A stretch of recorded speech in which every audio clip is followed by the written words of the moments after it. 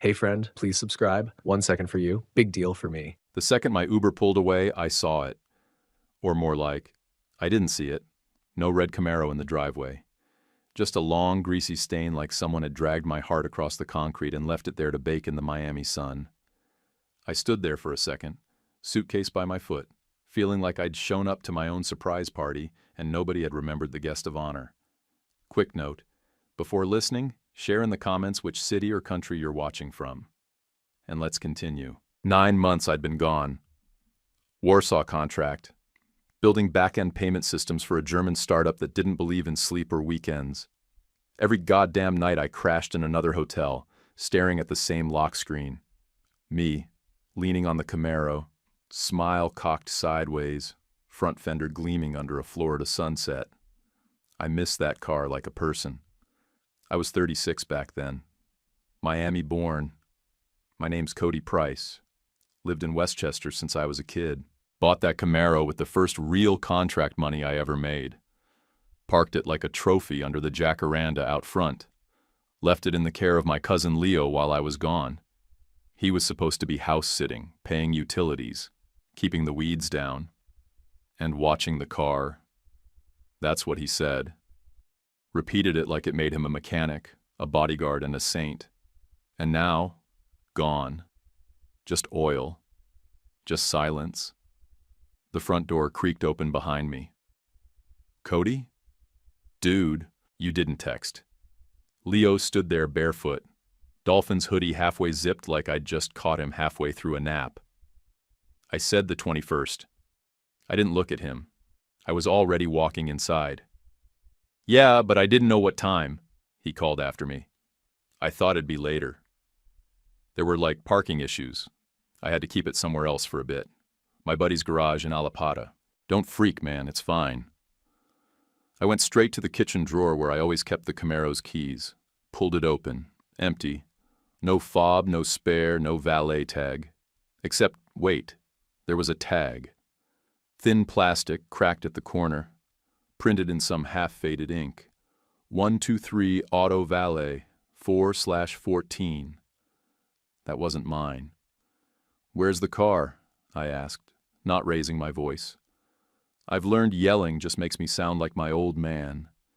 And I swore I'd never carry his voice. Leo paused by the fridge, rubbing the side of his jaw like he was calculating how honest to be. Then he shrugged, like it was a parking ticket. I sold it, man. Things got tight. I figured you'd understand I didn't say anything. Just leaned on the counter because I felt like the floor might shift. My ears were ringing a little. He kept going. Got $3,200 cash for it. This guy who runs a lot over in Homestead said he liked the body. I mean, it needed tires and the AC. Last appraisal was $28,500. My voice was dry as drywall. Leo blinked. Yeah, but that was before, like, depreciation and stuff. Plus, I needed it fast. You were in Poland, sleeping, and my phone was dead that week. I stared at him. He was taller than me now. Same dark hair, but thinner at the crown. His eyes used to have this dumb loyalty in them. Now they looked like they were chasing exits. 10 minutes later, my mom pulled up in her Civic, pastelitos in one hand, purse in the other. She gave me a hug that didn't finish, then pulled back and looked me dead in the face. Cody, he's family. Don't explode. We'll sort it out. I didn't explode. I kept my mouth shut. I just walked to the hall closet and sat down on the bottom stair, trying to feel something other than cold. Leo stood on the porch like a bouncer with no club behind him, arms folded, mouth tight. He hadn't said a word in 10 minutes, not since my mom made him sit down and shut up. I didn't care where the Camaro was parked or what excuse he'd cooked up. He'd sold it, and someone else, some stranger, had paid cash for something with my name still on the title. Around sunset, a black Tacoma rumbled to the curb.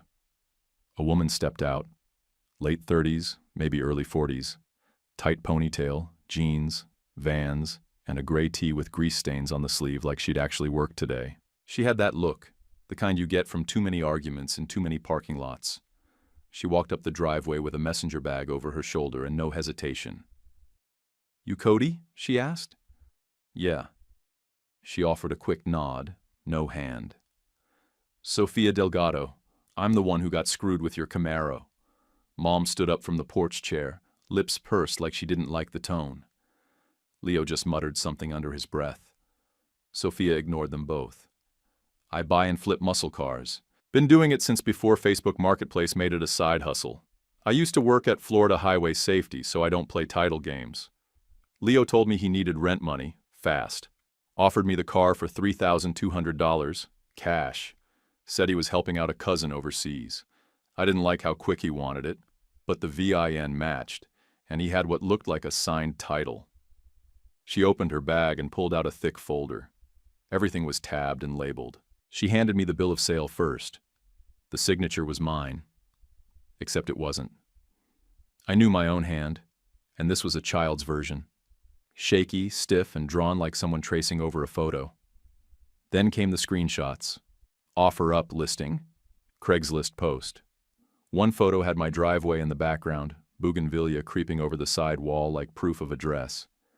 Another showed Leo in the driver's seat, smiling like he just got away with something. I froze the deal after I ran a Carfax, Sofia said. Pulled it the night after I paid him.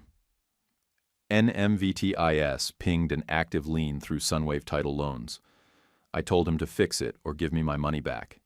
He sent me a release form that looked like a kid's art project. Wrong seal, wrong letterhead. The font wasn't even close.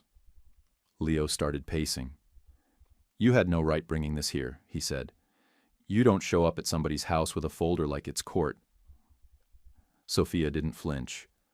I'm here to protect myself and the actual owner, which isn't you. She turned back to me. When the paperwork stank, I went over the car myself. Checked the VIN plate, firewall, dash, all matched. But then I found something else. She pulled up a photo on her phone. Driver's side door sill. A barely visible laser etch. See price, April 19th. I forgot I even paid for it.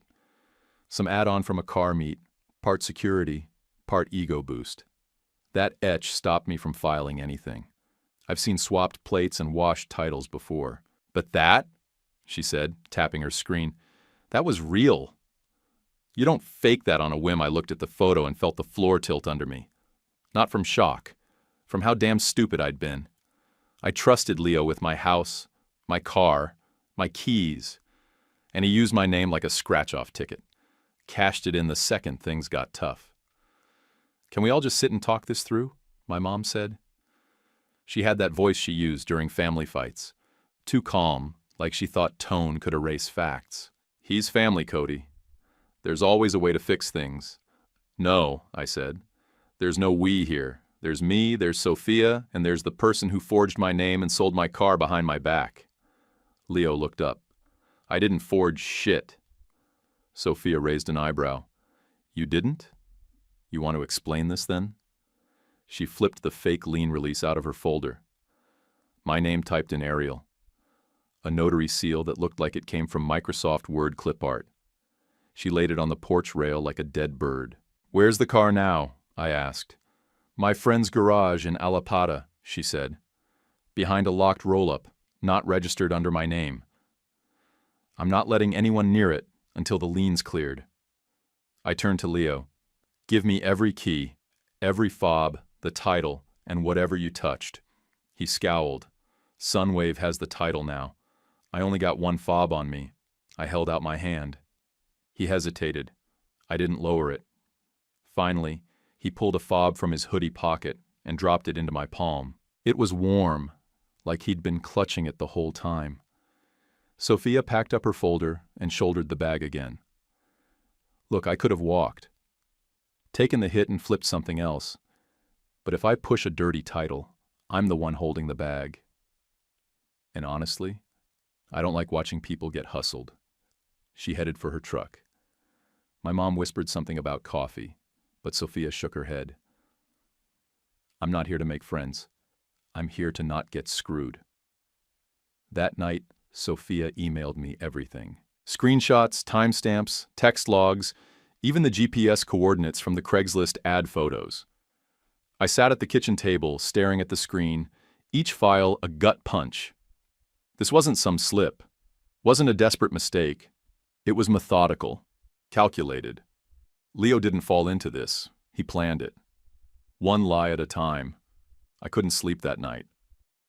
The house felt wrong, not haunted, violated. Like the walls were holding onto a secret I hadn't found yet. So I started looking. Not for ghosts, for what else Leo might have walked off with. First thing I checked was the garage. I knew what tools I owned. Every socket, every driver, every drill bit. That Milwaukee set? Gone. Torquey wrench my uncle gave me when I finished trade school? Gone. A $300 jack I barely used? Gone. And when I opened the small wooden case with my dad's Army insignia, his coins were missing. Just dust and the felt outline where they used to sit. I opened every drawer in the house like I was building an inventory for insurance. The little one by the back door where I kept cash for the yard crew had a folded note in my own handwriting from April. Leo, don't touch this. For the guys under it, 12 ones. 12. I left a few hundred in there, and I left trust. I pulled up the Ring camera feed from the garage. Lucky for me, the cloud save was still active, still backed up. I went back 3 weeks. At 1:13 a.m., there he was. Leo. Hoodie up. Hood on the Camaro popped like he was pretending to do maintenance. A minute later, he dropped it and rolled out of the driveway, slow and quiet. He came back at 1:37. Passenger door opened. Another guy stepped out. Not family, not someone I knew. Big frame, tight fade, carrying something in his hand like a case or bag. Leo parked like it was a routine grocery run, not grand theft. I paused the video, stared at the still frame, and realized this wasn't a one-off. This was organized. He'd gotten bold. Around 10 a.m. the next morning, Aunt Nora pulled up in her Lexus. Croquetas in a bakery bag and that face she always made when she was about to pretend things were fine. I opened the door before she knocked. I heard there's been some confusion, she said, walking in like she still had jurisdiction. There's no confusion, I said, leading her into the kitchen. Leo stole my car. She rolled her eyes and set the bag down like we were about to have coffee instead of a fight. He said you left him with permission to handle things. He had permission to water the plants, Nora. That's it. He was in a tough spot, Cody. You left him here without a lot of options. You know how hard it's been. I turned and opened the drawer with the empty tool tray. So I abandoned him? Is that what we're doing now? She didn't answer. Mom came in from the laundry room with a rag in her hand. We're not doing this here, she said. Not like this. Yes, we are, I said. Because I just watched video of Leo joyriding my car at 1 a.m. like he was taking it for a test drive. Aunt Nora pressed a hand to her chest like I'd just insulted the Pope. Cody, he was trying to figure things out. You weren't here, Mom turned on her. That doesn't make it okay. Then the hissing started. They moved into the kitchen, talking low and fast in that sharp Cuban-Spanish-English mix our family uses when things go sideways. I let them spiral while I checked my phone. Sophia had just texted me a lean screenshot. A crisp image from the Florida DMV system. Sunwave title loans. $6,800. Filed 8 days before she bought the car. Clear as day. Leo didn't just sell my car. He borrowed against it first. I opened my laptop, started searching my email. Nothing from Sunwave, but I found something odd. A forwarded Gmail thread. From my sister Renee to Aunt Nora. Subject: do not let him touch the car. 2 months old. Renee told Leo point blank to leave the Camaro alone. Told Nora to watch him. Said he'd been snooping around your stuff and had asked about the spare keys. Nora replied once with, I'll talk to him, and then went silent. I printed the thread and walked back to the kitchen. Mom was holding the croquetas like they might still save the day. Nora was pacing now, rubbing her temples like this was our fault. You said this was sudden, I said, handing her the paper. But this thread says you've known for weeks. She scanned the page, then sat down fast like the floor had shifted. I didn't want to snitch, she whispered. I thought I could talk him down. But he was. He said he owed money to someone. Someone who doesn't do payment plans. So you let him sell my car. Tears welled up in her eyes and I felt nothing. I'd already done the math. Gambling, side bets, parlays, probably sports, maybe cards. All that fast money garbage that works until it doesn't. Aunt Nora looked at me and said, I didn't know he was going to go this far. You didn't stop him either. She nodded like she accepted the weight of it, but I knew better. She was already rehearsing her defense for the next time someone asked.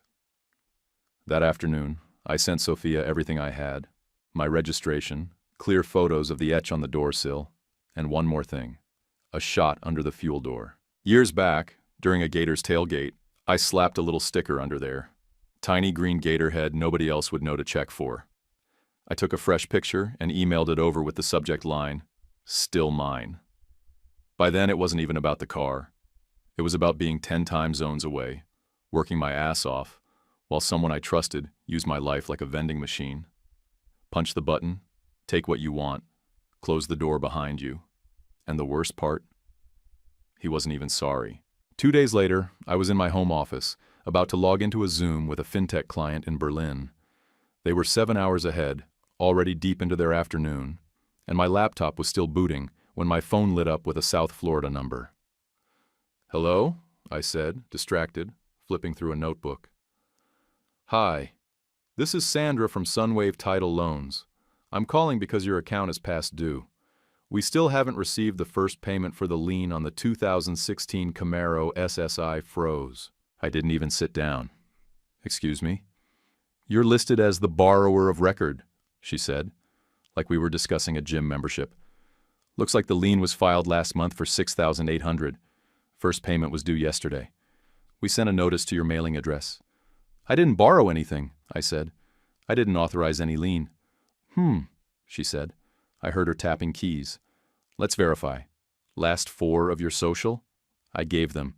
She read back my VIN, my address, my birthday. All right, all accurate. I felt my throat tighten. Leo had everything. All my personal records, stored neatly in a drawer in the office. I never locked it because, well, who was I protecting myself from in my own house? I said, I want a copy of the lien paperwork. We can't email anything until your identity is verified in person or through a notarized form, she chirped. But I do need to let you know that if the default isn't cured or a police report provided, a repo request will be initiated later today. The line went quiet for a second. Then she added, our tow partner may attempt retrieval as soon as this afternoon. I hung up without answering and called Sophia immediately. She picked up mid-ring. I was about to call you, she said. We need to move the car again. I took it out of Alapata this morning. Plate readers are crawling over there now. They're coming for it, I said. Sunwave just called me. They're sending a tow Winwood, she said. Secured bay I use for long-term projects. You drive over. I'll bring a locksmith. We'll park it, lock it, wait for cops and fraud investigators. I'm not playing defense anymore. 15 minutes later, Leo showed up at my door. No call, no knock, just standing there like a damn ghost with his hands fidgeting in his hoodie. We need to talk like men, he said. Too late for that. I didn't mean for it to get this far. You forged a lien. That's not an accident. I didn't forge anything, I just filled out what the loan guy told me to do. I stepped outside, door half closed behind me. Sunwave already called. They have my VIN, my social, my address, and they're sending a tow today. Leo looked like he'd been tased. Okay, listen, man. It wasn't what it looked like. I was just going to borrow against it, then buy it back before you got back. That's not how this works. It's not stolen if it's family. I actually laughed. It came out cold and sharp, and Mom must have heard because she appeared behind me, eyes wild. That's it, she said. You have 48 hours to pack your crap and get out, and don't you dare come back crying to me or Cody. Leo turned to her like she was a stranger. You're siding with him? I'm siding with right, she snapped. Aunt Nora stepped out from the hallway, arms crossed, lips tight. She didn't say a word, just stood there like someone had hit her mute button. I left, grabbed the Civic keys and hit the road. On the way, my manager Annika pinged me on Slack. "You're missing Berlin." "Car emergency," I typed back. "Are you okay?" I stared at the message while I waited at a red light. "I don't know yet." The garage in Wynwood sat behind a chain gate between two warehouses. Sophia was already there when I pulled up. She waved me in, rolled up the bay door, and there it was, my Camaro, under a gray car cover, dusty at the edges like it had been waiting. I walked up to it and didn't say anything, just stood there, hand on the fender. "You want to do the honors?" Sophia asked, nodding to the cover. I peeled it off slow. The red paint caught the last sliver of sun from the overhead skylight. The tires were the same, the slight scratch on the rear bumper still there. It looked like mine, but it felt like something I was trying to win back. Sophia stepped up beside me. She crouched and pointed at the laser etch on the sill, "See price April 19th, then popped the fuel door and tapped her phone flashlight toward the inside edge. There it was. The Gator sticker I'd slapped there like a drunk idiot after a football game 6 years back. "Nobody fakes this level of petty detail," she said. She reached into her bag, pulled out a laminated paper, and taped it to the inside of the windshield with painter's tape. Bold black font. Hold. Title fraud investigation. Vehicle under dispute. It wasn't from the DMV. She made it herself. But it looked real, and sometimes that's enough. We locked the car and waited. 50 minutes later, a flatbed rolled up fast and hard, like the guy had a commission on the hook. Sunwave logo stenciled on the door. He parked crooked and jumped out before the engine stopped rumbling. "I'm here for a repo," he said, already dragging the hook. Sophia stepped right in front of him. "You're not touching it without a clean lien and a cop present." He blinked, then scoffed. "You a lawyer?" "No," she said, "but I know the law." He looked at me like I was the idiot. "This your car?"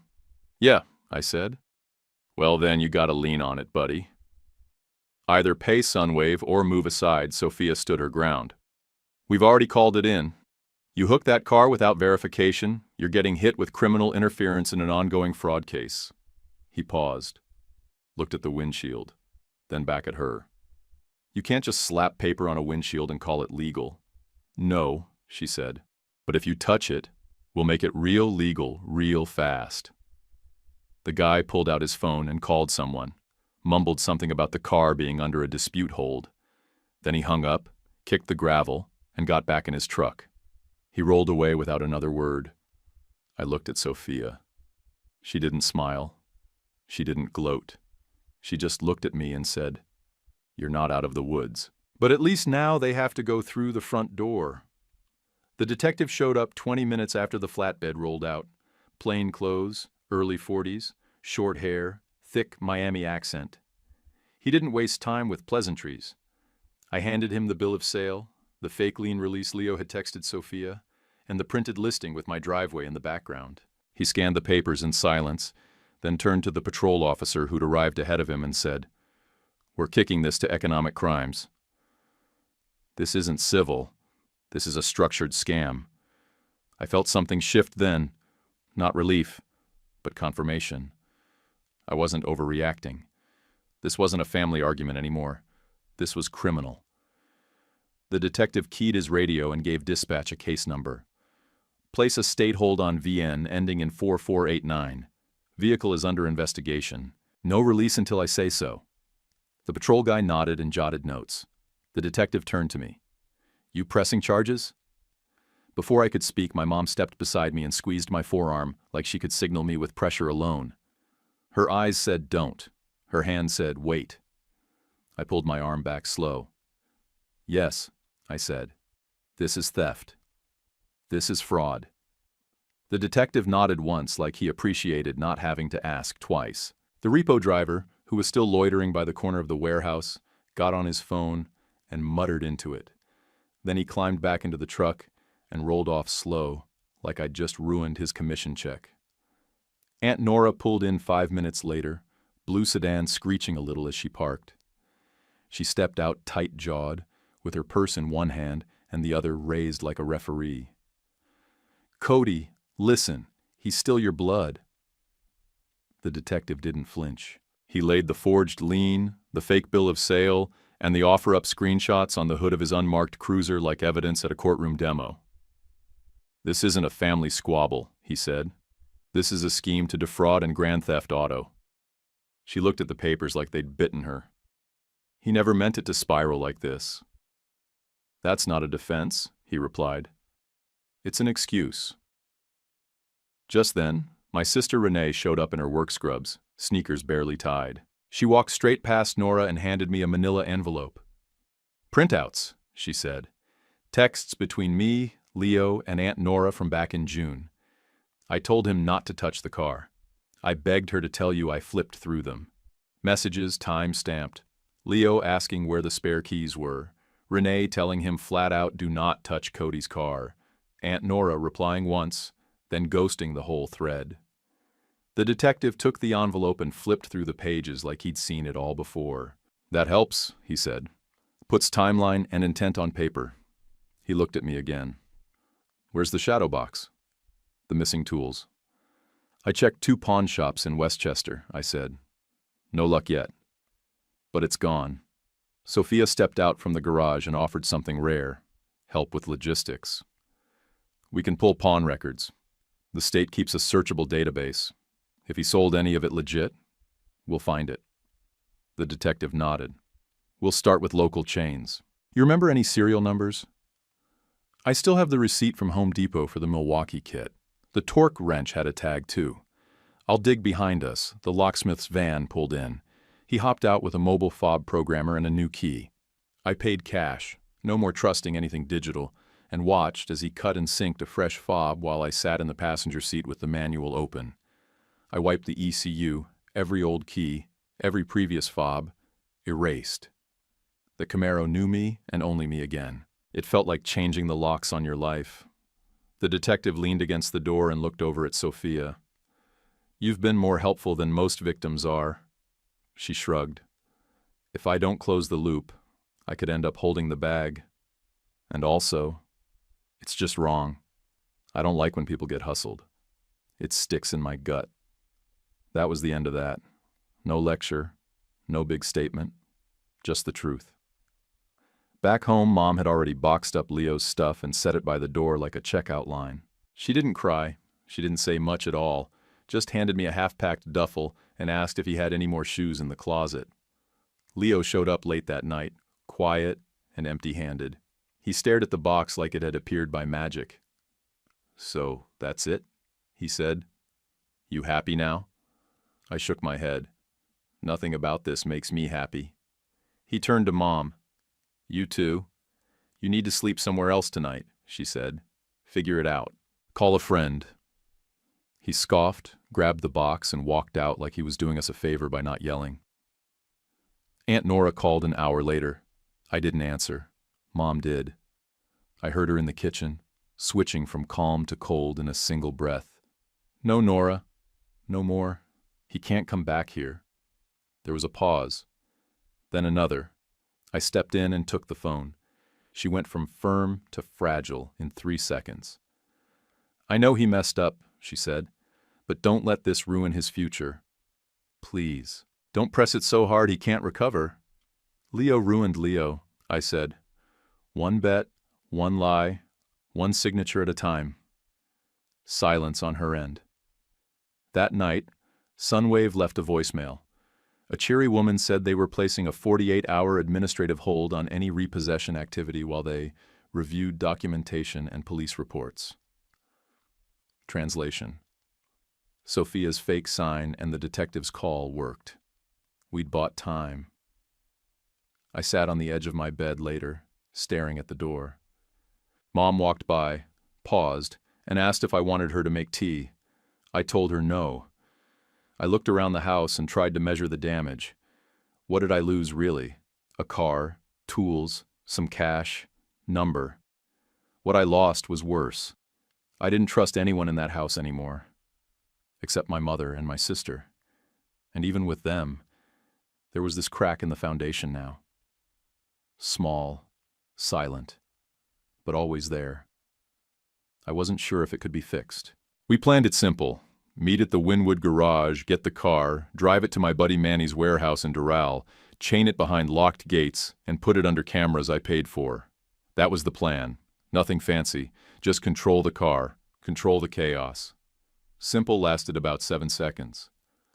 The second Sophia rolled up in her Tacoma and unlocked the bay, another flatbed showed. Lights off. No branding. No paper. Just crept in like a thief trying to repo something that still had blood on it. The guy didn't even get out at first. Just rolled halfway onto the gravel, popped the truck into neutral, and started sliding skates under the Camaro's rear wheels like he had a permission slip from God. Sophia stepped right in front of him. Move that jack 1 more inch and I swear I'll put your face on every scam blog in Florida. I blocked the bay door with my Civic, bumper tight to the threshold like a cork in a bottle. The guy stepped out, palms up. Bro, don't make this ugly, he said, already annoyed like I was causing a scene. You got repo paperwork? I asked. He pulled out his phone and scrolled. I got a text from dispatch. Said this plate pinged on Northwest 20th. Says it's clear for pickup. Sophia snorted. A text? What are we doing? Snapchat repos now? The detective pulled in behind us. Unmarked cruiser, window down. Who's this? Tow guy, I said. No paperwork. The detective got out and walked straight over. You got a printed copy of the lien or court order? The guy hesitated. It's from Sunwave. They said. I'm not asking what they said. I'm asking what you have. The tow driver held out his phone, screen forward. The detective didn't even look at it. You're not touching this car unless you've got a clean lien and a signed repo order. Text messages don't hold up in court. We've got a ping, the driver insisted. We got this plate on cam 2 days ago. Plate doesn't mean possession, the detective said. Now back up and wait, or I'll call in vehicle crimes, and they'll drag your truck to impound just for fun. The guy looked at me, then at Sophia. She wasn't moving. Pop the door, the detective said to me. I unlocked the Camaro and opened the driver's side. He leaned in and took a photo of the laser etch on the sill. See, price. April 19th, then held up my license and snapped another photo of the two side by side. After that, he crouched and used his phone light to shoot the Gator sticker under the fuel door.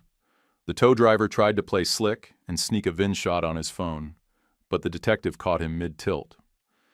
You take 1 more picture and you're getting booked for interference in an active case. The guy muttered something under his breath and walked off. He packed up slow, like he was hoping we'd change our minds, and let him roll the car out just to make the tension stop. We didn't.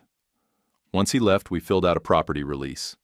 The detective wrote it out on a carbon form like it was still 1998. Sophia handed me the keys like it was a handoff in a relay.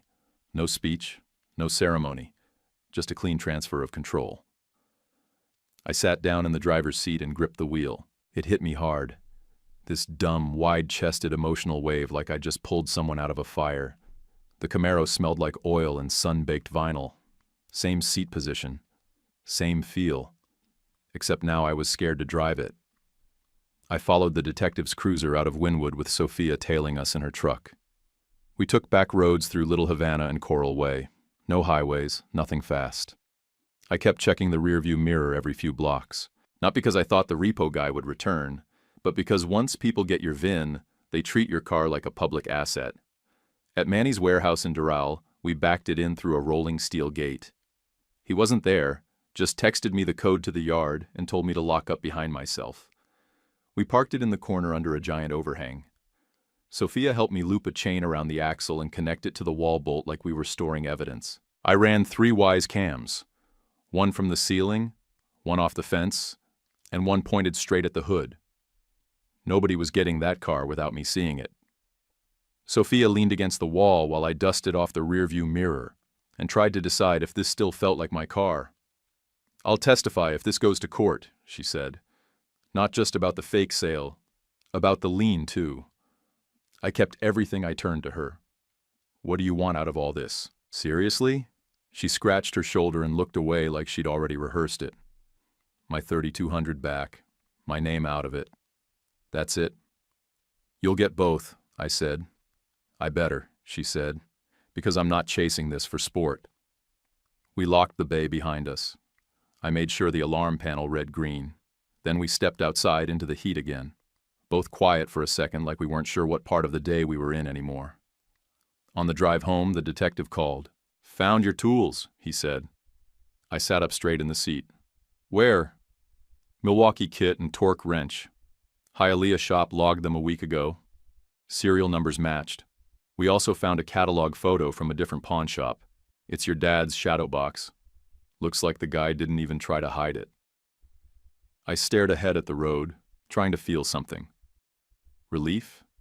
Anger? Gratitude? It was all scrambled. "Want me to file recovery paperwork?" he asked. "Yes," I said. "Please, file everything."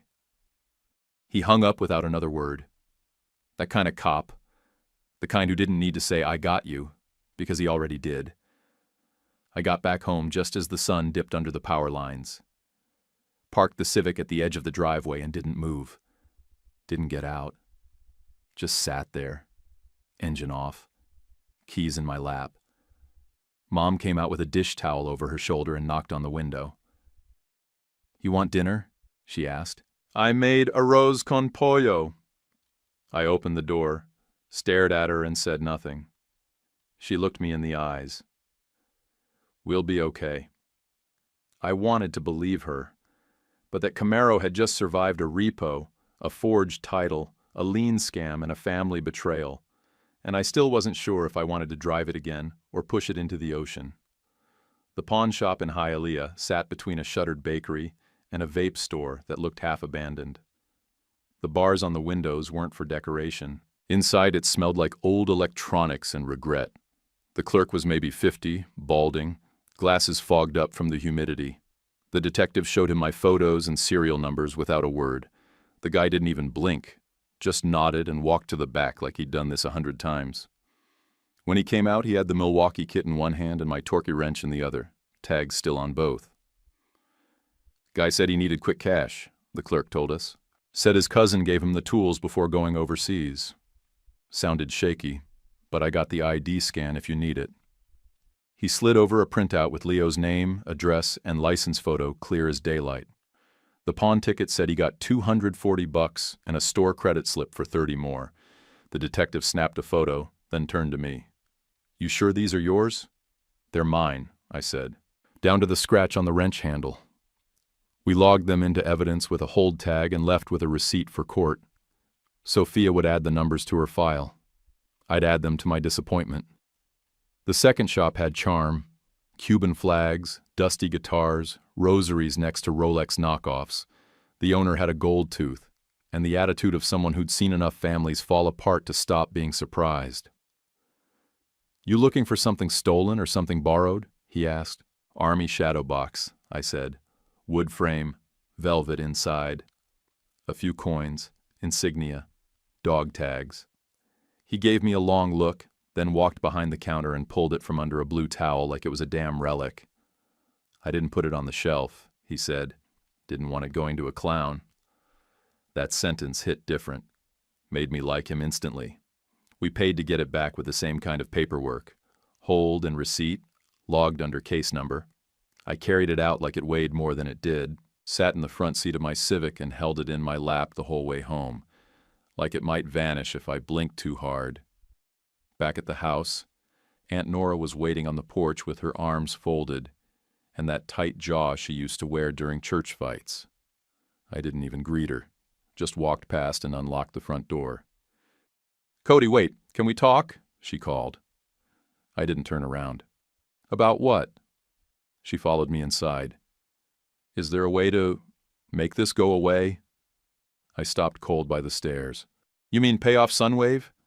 Hand Sophia some cash and pretend Leo learned a lesson?" "I'm just asking if there's a path that doesn't ruin him." I turned and looked at her. She looked tired now, smaller, the kind of small that doesn't come from height. "He did that on his own," I said. "Nobody made him pawn my dad's stuff. Nobody told him to forge a lien." She didn't answer, just stood there while the words sank. That night, the detective called with the state attorney's offer. He didn't sugarcoat it. Grand theft auto, scheme to defraud, title fraud, and uttering a forged instrument, he said. First offense, probably probation if you don't push for prison. I leaned against the counter and stared at my keys. What if I want conditions? Depends what they are. I want restitution. All of it. Full amount. To me and Sophia. I want him in counseling for gambling. I want a written apology on record. I want 450 hours of community service that isn't sweeping a hallway once a week. And the title loan? Voided. Wiped clean. There was a pause. Then, I'll pass it up the chain. That's a fair list, Sunwave's legal team called the next morning. All chirpy and fake nice. We understand there's been some confusion, the guy said. We'd like to work with you. Maybe you could ratify the lien. Confirm the loan happened under mutual understanding. I didn't even finish the call. Just said, "Hold, please." Then patched the detective in. He used words like criminal liability, fraudulent instrument, and civil exposure. The Sunwave guy folded faster than a card table in a windstorm. Later that week, Leo texted me from a number I didn't recognize. "Can we talk?" Aunt Nora's. Just 5 minutes, I didn't owe him anything. But I went. Not for closure, for confirmation. I wanted to see his face when paperwork met consequences. He looked rough, eyes sunken, shoulders slumped, hair greasy like he hadn't touched a shower in days. He opened with, "I'll make it right. Just don't ruin me." I sat across from him, box of documents in my lap. "I didn't ruin you," I said. "Parlays and bad friends did." He looked down like that was the first real sentence anyone had said to him in weeks. I laid it out. One path. That was it. Plea deal. Suspended adjudication. 2 years probation. 450 hours of community service. Full restitution. $11,800 total between me and Sophia. Court breakdown. $3,200 to Sophia. $8,600 to me, covering the locksmith and ECU fob reprogramming, pawn redemption for my dad's shadow box, secure storage fees, and documented property loss. Recorded apology. Proof of counseling. No contact with Sunwave. He stared at the carpet like it might shift into something better. "That's it?" he asked. "No jail?" "That's mercy," I said. "Don't mistake it for forgiveness." He nodded like he was agreeing to take out the trash. I stood up, grabbed the file, and left before I said something I couldn't pull back. There's a kind of anger that doesn't yell. It doesn't slam doors. It just settles in your chest and lives there, like a second heartbeat that reminds you exactly who someone really is. 24 hours before the plea hearing, I got an email from Broward County with the subject line, "Photo enforcement notification, red light violation." At first, I thought it was a mistake. Wrong plate, wrong car, but I opened it anyway. It was my Camaro, clear as a billboard, front plate visible, time-stamped 10 days after Leo sold it to Sophia. The camera caught the exact second it rolled through a red light at Sunrise and University. Nighttime shot, grainy, but just good enough to show the driver's left arm resting on the door. Skinny, light skin, little tattoo on the wrist. A cross with 2 dots underneath it. I knew that tattoo. I'd seen it since Leo was 19. He hadn't just sold my car. He'd kept a key and borrowed it for late-night drives like it was still his. Like nothing was sacred. I printed the ticket. Then I pulled the ring cam footage from that night, 1:11 a.m. Leo easing the Camaro into the driveway like he was parking a stolen rental. In and out, clean and fast. I zipped both into a folder and emailed them to the detective with no commentary. Just one subject line, use. 10 minutes later, Sophia sent me a Facebook screenshot. It was Leo again, this time under a burner account, trying to sell a sunburst Les Paul in a private Miami musicians group. I recognized the guitar immediately. It wasn't his. It belonged to Marco, my buddy since middle school. He'd asked me to hang on to it while he moved to Texas and sorted out his divorce. Told me, don't let it get dusty or stolen. Well, guess which one happened? I called Marco. Told him everything, straight and flat. He didn't even yell. Just got real quiet and said, "Okay, I'm filing my own report." The detective called later that day. "We've got enough for a sting. He's meeting a buyer at a pawn shop on Coral Way tomorrow morning. You want to be there?" I did. We set up across the street in an unmarked Civic that smelled like mildew and takeout. The detective sat in the front, another officer in the back pretending to scroll Instagram. I just watched. Leo walked in with the case strapped over his shoulder like he was carrying a gym bag. Swagger was back, half charged, like he hadn't just dug a deeper hole, but found a new one and brought his own shovel. An undercover already waiting inside asked to see the serial number. Leo opened the case and flipped the latches. That's when 2 uniforms came in. No sirens, no shouting. Just quiet cuffs and a pat down. Leo didn't resist, didn't run, didn't even flinch. He just lowered his head like he finally understood what the bottom looked like. 5 minutes later, Aunt Nora called, crying, voice cracking like static through the line. "He was just trying to get quick money," she said. "He didn't mean for it to turn into this." I didn't say anything for a while. Then I told her the truth. "I know you're hurting, but he's not a victim here. He did this. Over and over." She said nothing after that, just breathing and silence. The detective met me later that afternoon and walked me through the fallout. The red light ticket and the attempted guitar sale kill any story he was just confused or acting under pressure, he said. He kept using the car. That proves intent. State Attorney's Office is adjusting the deal. What changes? I asked. Same suspended sentence but more community service. Stricter restitution schedule. And no room for more mistakes Sunwave finally folded to. Their lien release came in by email that evening. Official, clean, notarized. The repossession request was formally withdrawn, and the detective forwarded the notice with a note that said, "One less snake in the grass." Marco got his guitar back on the spot. The pawn shop hadn't listed it yet, hadn't even logged it fully. The clerk handed it over with a grunt and a shrug. Marco hugged me outside the shop like all of this was somehow my fault, and then he apologized a second later like a real friend does. "You didn't do this," he said. "But damn, man, I'm sorry it happened to you." That night, I took the Camaro out for a spin. Not far, just around the block. Up past 40th, down Coral Way, a right onto 87th. Windows down, no music, just the engine. It still sounded like mine, low, deep, confident. But it didn't feel like victory. It felt like a rescue, like dragging a body out of a flood and wondering if it'll breathe again. I pulled back into the driveway and shut off the engine, just sat there in the dark. I didn't know if I still loved the car or if I hated what it had been dragged through, but I knew one thing for sure: nobody else had a damn key. In court, Leo stood there in a wrinkled button-down and dress shoes that didn't look like his. The public defender did most of the talking. Leo just kept his eyes down and nodded when prompted. He pled no contest to everything: grand theft auto, title fraud, forged instrument, scheme to defraud. The judge, an older guy with a clean bench and no patience for theatrics, withheld adjudication. Then he laid it out, flat and hard.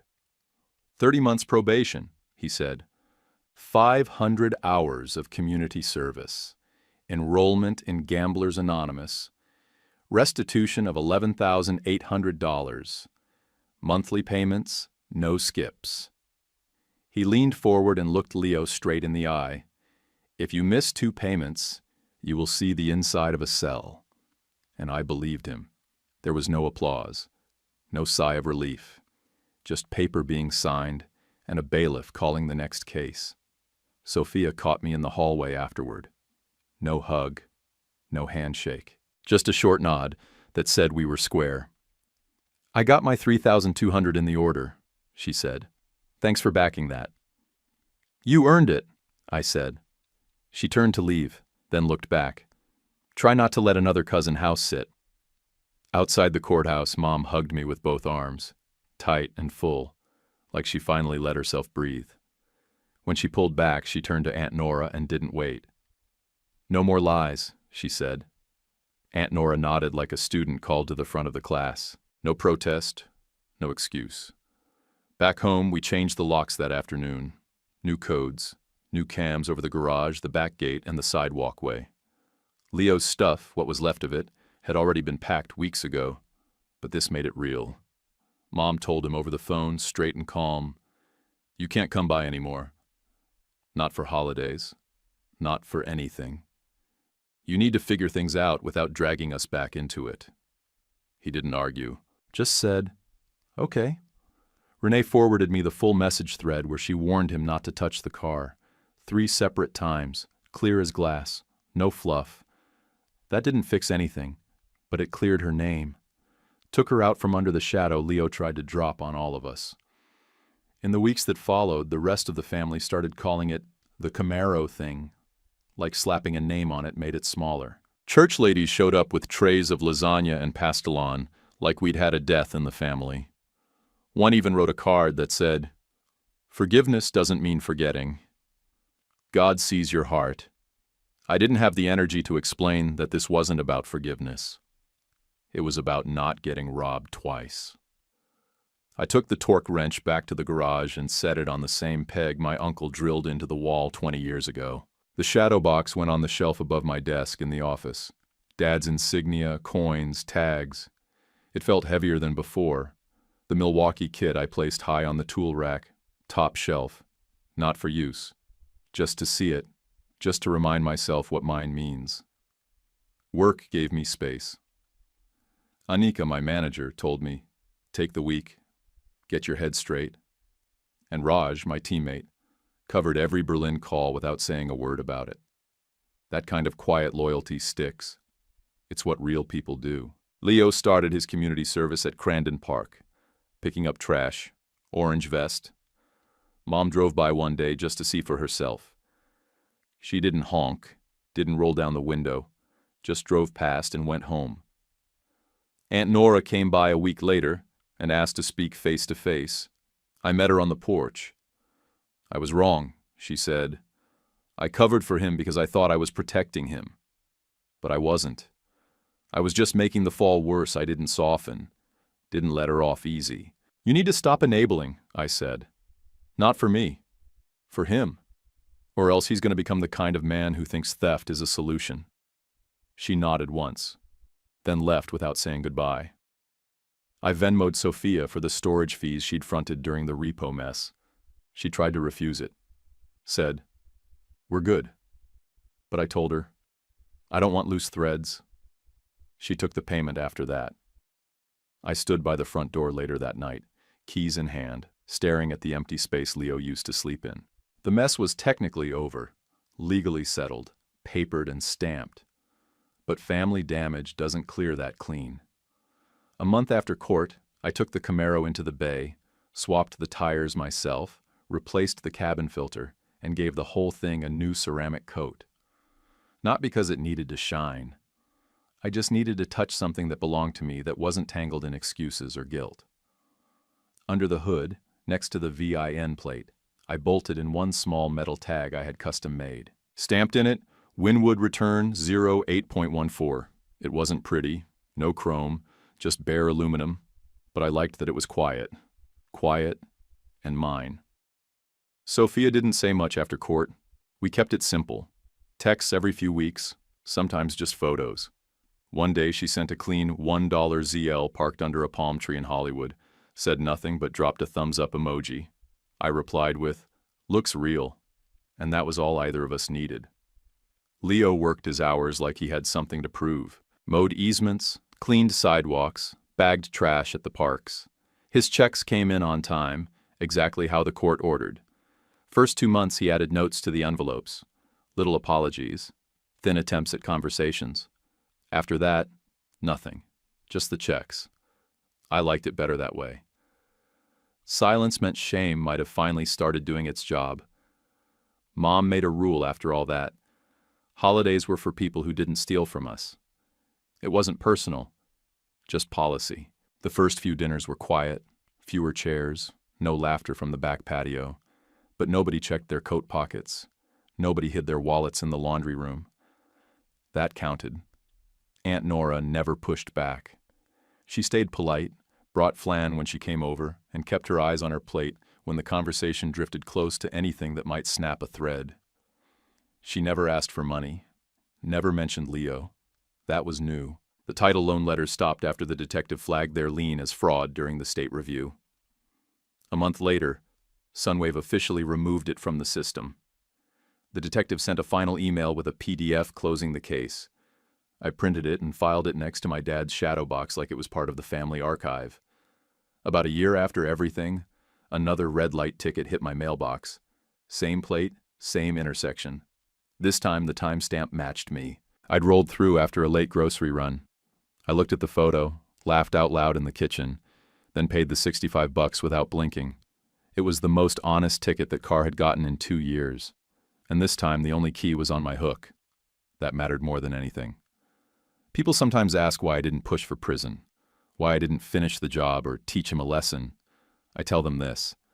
I didn't want revenge that made me small. I wanted consequences that stuck and a real chance for the money to come back.